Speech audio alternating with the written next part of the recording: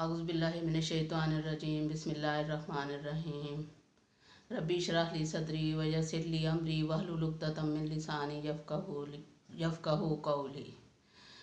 अस्सलाम वालेकुम स्टूडेंट्स और मदर्स, क्या हाल है? उम्मीद है कि अल्लाह के फजल व करम से सब ठीक होंगे और कल का सबक आपने याद कर लिया होगा इंशाअल्लाह ताला। तो सूरह बकरा का हमने चौथा रुकू शुरू किया हुआ है। कल चौथे रुकू की 5 आयत पढ़ी थी। आज हम अगली 5 आयत पढ़ के तो सूरह बकरा का चौथा रुकू मुकम्मल करेंगे इंशाअल्लाह ताला। ये वो 4 रुकू हैं जिसमें मक्की ज़िंदगी की का खुलासा, तालीमात का खुलासा बयान किया गया है और इसमें वाक़या आदम और इब्लीस हम पढ़ रहे हैं। तो देखते हैं कि अगली चौथे रुकू की अगली 5 आयत में अल्लाह ताला क्या फरमाते हैं। शुरू करते हैं अपना आज का सबक। बिस्मिल्लाहिर्रहमानिर्रहीम। वकुलना और हमने कहा, वाह और कुलना हमने कहा, या आदम ए आदम अलैहिस्सलाम, ए आदम, मुस्कुन रहो, अंता तू तुम, व ज़ौजुका वाह और ज़ौजुका तेरी बीवी, तुम और तुम्हारी बीवी, अलजन्नता इस बाग में, अलजन्नता इस बाग में। अब अलजन्ना के बारे में 2 राय हमारे सामने आती हैं। एक तो ये है कि जन्नत, आसमानों के ऊपर जो जन्नत है वो मुराद है यहाँ पे, और दूसरे अरबी में जन्नत बाग को कहते हैं। और कुछ उलमा का ये भी ख्याल है कि वो बाग इस दुनिया में ही था, इस दुनिया में ही कोई बुलंद जगह थी जो सतह मुर्तफ़ा थी कोई, जहाँ पे हज़रत आदम अलैहिस्सलाम को तख्लीक किया गया। क्योंकि हज़रत आदम अलैहिस्सलाम मिट्टी से बने थे, खाकी थे, तो ज़्यादा पॉसिबिलिटी यही है कि उन्हें ज़मीन पे ही मिट्टी से बनाया गया था। अल्लाह जो चाहे कर सकते हैं। तो उलमा कराम की ये 2 राय हैं जन्नत के बारे में, जन्नत के बारे में। एक तो ये कि जन्नत आसमानों पे है, और दूसरे ये कि जन्नत कोई बाग था दुनिया में जो बुलंद मकाम पे था, जहाँ पे अल्लाह ताला ने हर तरह की नेमत, हर तरह का फल फ्रूट और उन्हें दे रखा था। और ये 2 राय हमारे सामने आती हैं। तो आगे अल्लाह बेहतर जानता है, वल्लाहु आलम।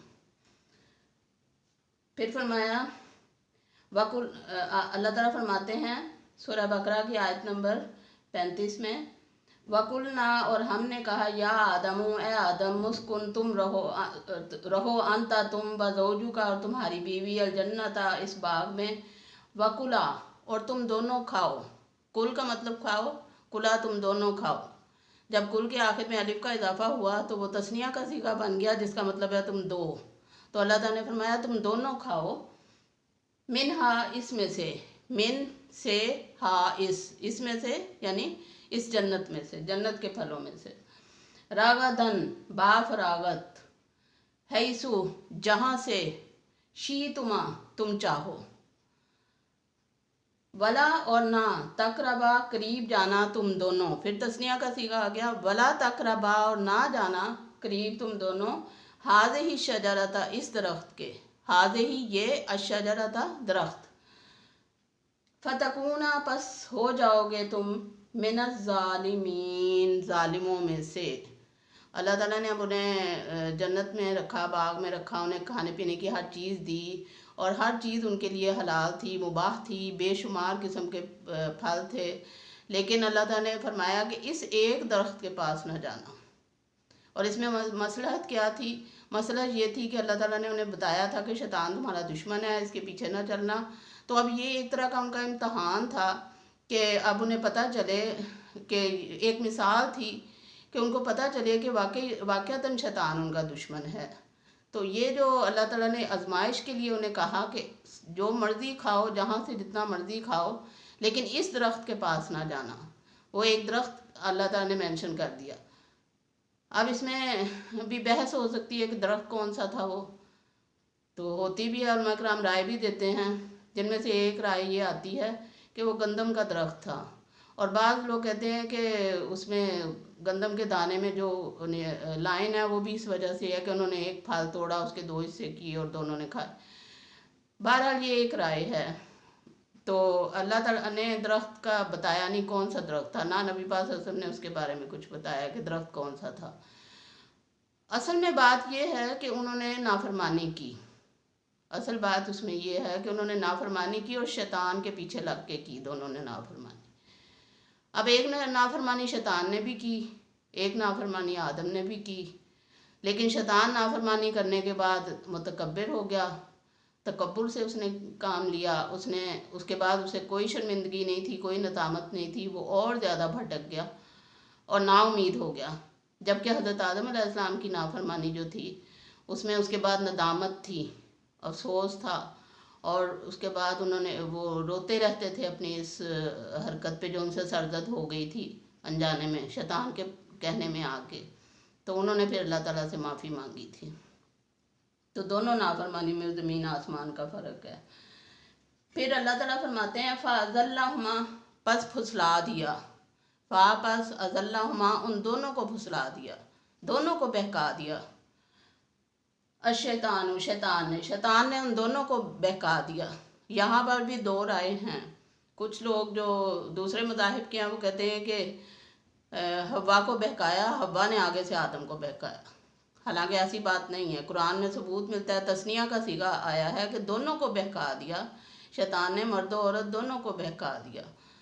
تو دنیا میں بھی ہم دیکھتے ہیں کہ مرد بھی بہکاتے ہیں عورتوں کو، عورتیں مردوں کو بہکاتی ہیں، کوئی بھی کمی نہیں کرتا، لیکن یہ ہے کہ ایک جو ہمارے یہاں مذہب کے لوگ ہیں وہ کہتے ہیں کہ جی صرف حوا کو بہکایا شیطان نے، حوا نے پھر آدم علیہ السلام کو بہکایا، تو یہ بات غلط ہے۔ صحیح بات یہ ہے کہ دونوں کو شیطان نے بہکایا تھا، دونوں کو پھسلایا تھا۔ انہا، اس بارے میں، انہا اس بارے میں، کس بارے میں؟ اس درخت کے بارے میں، اس کا پھل کھانے کے بارے میں۔ فَأَخْرَجَهُمَا، پس نکلوا دیا وہاں سے، فَأَخْرَجَهُمَا، پس نکلوا دیا ان دونوں کو، ہما ان دونوں کو، مما اس سے جو، کانا وہ تھے، فی ہی اس میں، جس جگہ پہ وہ تھے، جس باغ میں تھے، چاہے وہ زمین پہ تھا چاہے وہ آسمان کی جنت تھی، جہاں بھی وہ تھے ان دونوں کو وہاں سے شیطان نے نکلوا دیا۔ وَقُلْنَا، اور ہم نے کہا، وَقُلْنَا اهْبِطُوا، اور ہم نے کہا اترو، تم سب اترو، وَقُلْنَا، اور ہم نے کہا، نَهْبِطُوا، تم اترو، بعضکم، تم میں سے بعض، لبعض، بعض کے لیے، عدوٌ، دشمن ہوگے، عدوٌ، دشمن۔ اللہ تعالیٰ نے فرمایا کہ تم اتر جاؤ یہاں سے۔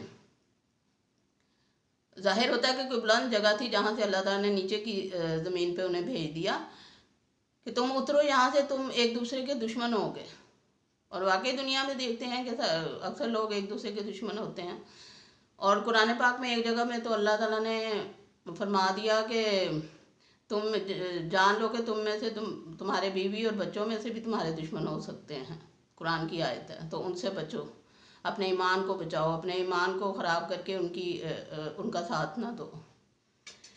پھر فرمایا وَلَكُمْ، اور تمہارے لیے، اور لکم تمہارے لیے، فی الارضی زمین میں، فی میں الارضی زمین، مستقرٌ ایک ٹھکانہ ہے، مستقرٌ جائے قرار ہے، ٹھکانہ ہے، رہنے کی جگہ ہے، ومتاع اور فائدہ ہے، الہین الہ تک، ہین مقررہ مدت تک، الہین ایک معینہ وقت تک، ایک مقررہ مدت تک تمہارے لیے ٹھکانہ ہے، کیونکہ ہمیشہ تو یہاں رہنا نہیں ہے، تو موت آنی برحق ہے، اور موت کے بعد ظاہر ہے اگلی دنیا میں جانا ہے سب نے، تو یہاں ایک کچھ مدت تک ہی ہے، ہر ایک اپنی مدت الگ الگ لکھوا کے لایا ہے، جس نے جتنی مدت دنیا میں رہنا ہے اتنا ہی رہنا ہے، اس کے بعد تو ظاہر ہے اپنے اخروی اور ابدی ٹھکانے کی طرف جانا ہے سب نے۔ پھر فرمایا فَتَلَقَّىٰ، پس سیکھ لیے، فَتَلَقَّىٰ پس سیکھ لیے، ہم اردو میں لفظ بولتے ہیں القا کرنا، دل میں ڈال دینا، تو فَتَلَقَّىٰ سیکھ لیے، پس تلقا سیکھ لیے، آدم نے، من ربہ، من سے، ربی ہی اپنے رب سے، آدم علیہ السلام نے سیکھ لیے اپنے رب سے، کلمات چند کلمات، فتاب علیہ، پس توبہ قبول کی ان کی۔ آدم علیہ السلام روتے رہتے تھے، معافی مانگتے رہتے تھے، توبہ استغفار کرتے رہتے تھے، اور تو اللہ تعالیٰ نے ان کو چند کلمات سکھا دیے. اللہ تعالیٰ کو ان پہ رحم آ گیا. اللہ تعالیٰ نے انہیں چند کلمات سکھا دیے. وہ کلمات کون سے سکھائے اس کا ذکر سورہ اعراف میں آتا ہے. کیونکہ آدم و ابلیس جو ہے وہ قرآن پاک کی 7 صورتوں میں آیا ہے، اور سورہ بقرہ میں بھی 7ویں رکوع میں تفصیل سے آیا ہے کہ آدم کو کیسے بنایا تھا.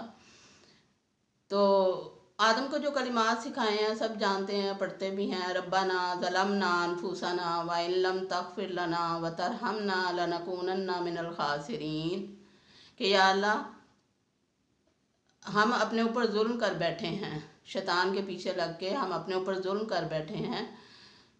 ربنا ظلمنا انفسنا وان لم تغفر لنا، اگر تو نے ہمیں معاف نہ کیا تو ہم خسارہ پانے والوں میں سے ہو جائیں گے. ربنا ظلمنا انفسنا وان لم تغفر لنا وترحمنا، اگر تو نے ہمیں معاف نہ کیا، ہم پہ رحم نہ فرمایا تو ہم خسارہ پانے والوں میں سے ہو جائیں گے. تو جب آدم علیہ السلام نے کثرت سے، شدت سے، شرمندگی کے احساس سے اللہ تعالیٰ سے یہ کلمات پڑھ کے دعا کی تو اللہ تعالیٰ نے ان کی توبہ قبول کر لی. وہ علامہ اقبال نے کتنا اس بارے میں اس کو صحیح ایکوریٹ اس کو بیان کیا ہے اپنے شعر میں. اپنی جوانی کے دنوں میں انہوں نے وہ شعر کہا جسے سن کر ان کے استاد بھی تڑپ اٹھے اور بڑا ہی ان کو اپریشیٹ کیا. علامہ اقبال فرماتے ہیں، موتی سمجھ کے شان کریمی نے چن لیے، قطرے جو تھے میرے شان انفعال کے. کہ اللہ تعالیٰ نے جو میرے ندامت کے قطرات جو میرے ماتھے پہ تھے، شرمندگی کا جو پسینہ تھا، اللہ تعالیٰ نے موتی سمجھ کر سمیٹ لیا. مطلب اللہ تعالیٰ نے توبہ قبول کر لی. تو توبہ کو بھی تھوڑا سمجھ لینا چاہیے. توبہ کا مطلب ہوتا ہے پلٹ جانا، رجوع کر لینا. توبہ کا لفظ بندے کے لیے بھی آتا ہے اور اللہ تعالیٰ کے لیے بھی آتا ہے. بندے کے لیے جب آتا ہے تو اس کے ساتھ الا آتا ہے، اور اللہ کے لیے جب آئے تو الا آتا ہے. الا کا مطلب طرف، کہ بندہ اللہ کی طرف توبہ کرتا ہے، رجوع کرتا ہے اللہ کی طرف، اور پھر اس کے بدلے میں اللہ تعالیٰ بندے پر رجوع پلٹتا ہے، بندے پر رحمت کرتا ہے، بندے پر نظر کرم فرماتا ہے. تو پھر اللہ تعالیٰ توبہ قبول کر لیتا ہے. تو بندے کے لیے آئے تو الا آئے گا، اور اللہ کے لیے آئے تو الا آئے گا. لیکن توبہ کا مطلب ایک ہی ہے، رجوع کرنا، پلٹنا. جب بندہ کوئی گناہ کرتا ہے تو وہ اللہ کی رحمت سے دور ہو جاتا ہے، اور اللہ تعالیٰ بھی اس سے رخ پھیر لیتے ہیں، اللہ تعالیٰ بھی اس سے پرے ہو جاتے ہیں. لیکن جب بندہ شرمندگی سے توبہ کر لیتا ہے تو پھر وہ بندہ اللہ کی طرف رجوع کرتا ہے، اللہ کی طرف مڑتا ہے، اللہ کی طرف پلٹتا ہے. تو پھر اللہ تعالیٰ بھی اپنی شان رحمت اور اپنی جو انتہائی رحیم و کریم ہونے کی وجہ سے اللہ تعالیٰ بندے کی طرف پلٹتا ہے. تو اس لیے توبہ کا لفظ بندے کے لیے بھی ہے اور اللہ کے لیے بھی. اور پھر نبی پاک صلی اللہ علیہ وسلم نے اس بارے میں ایک حدیث آتی ہے.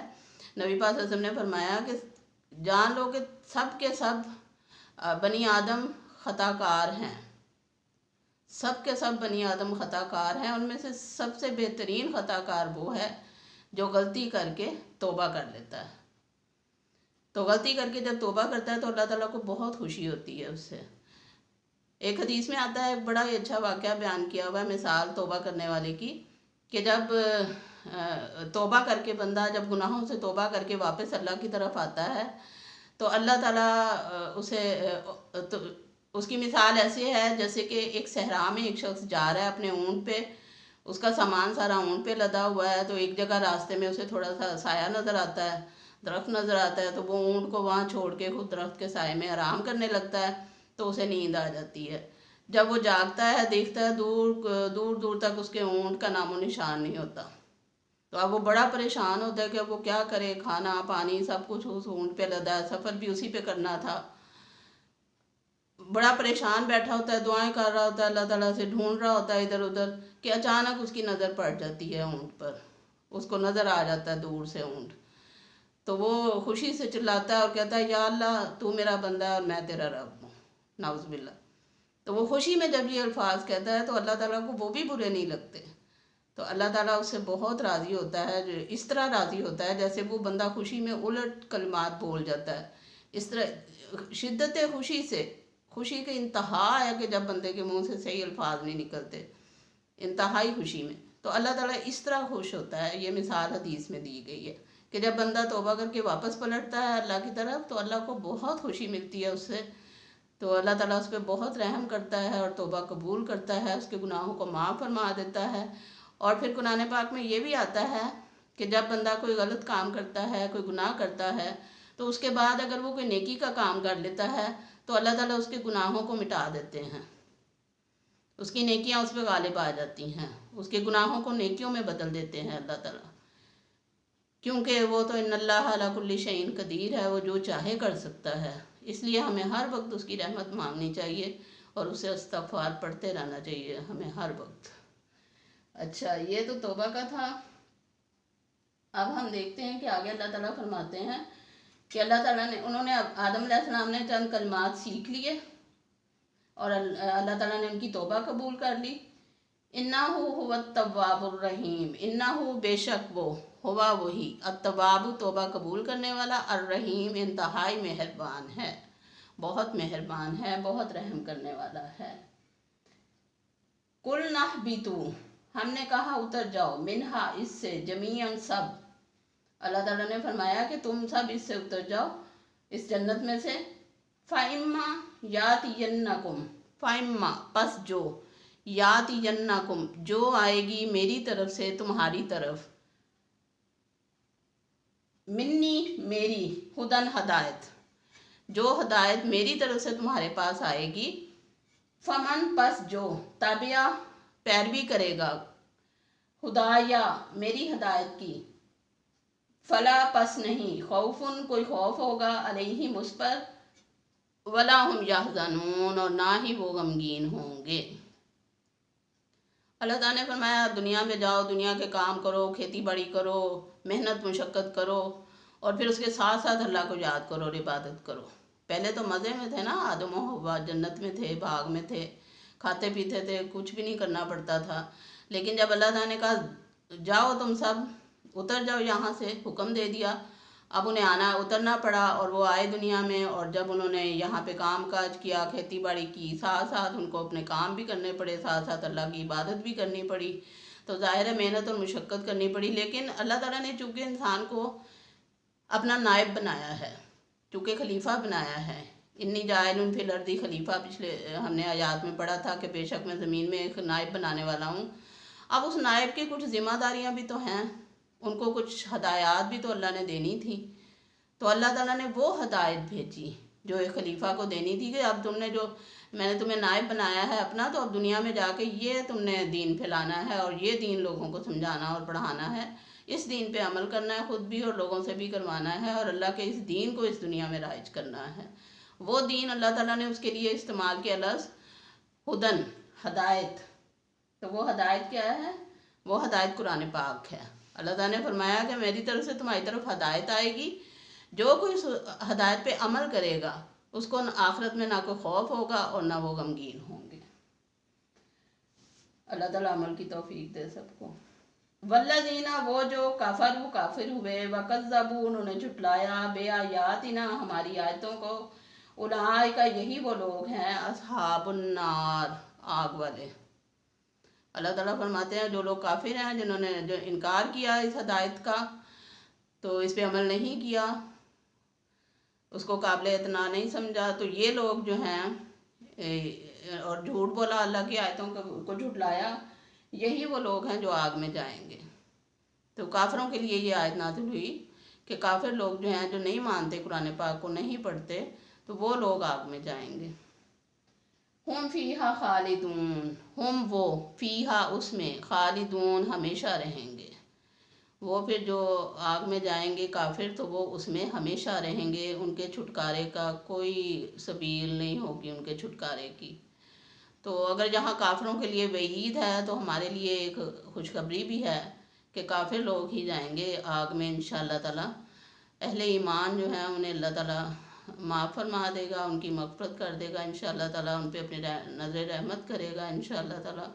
لیکن ہمیں اس کے لیے تھوڑی کوشش کرنی چاہیے کہ ہمیں جو اللہ نے ہدایت بھیجی ہے، جو ہدن اللہ تعالیٰ نے ہمیں دی ہے، تو اللہ تعالیٰ نے فرمایا فمن تابع ہدایا، تو کس کو خوف اور غم نہیں ہوگا؟ جو اس کی پیروی کرے گا۔ تو پیروی کیسے کریں گے ہم؟ جب تک اس کو پڑھیں گے ہی نہیں، جب تک دیکھیں گے ہی نہیں کھول کے کہ اس کے اندر لکھا کیا ہوا ہے۔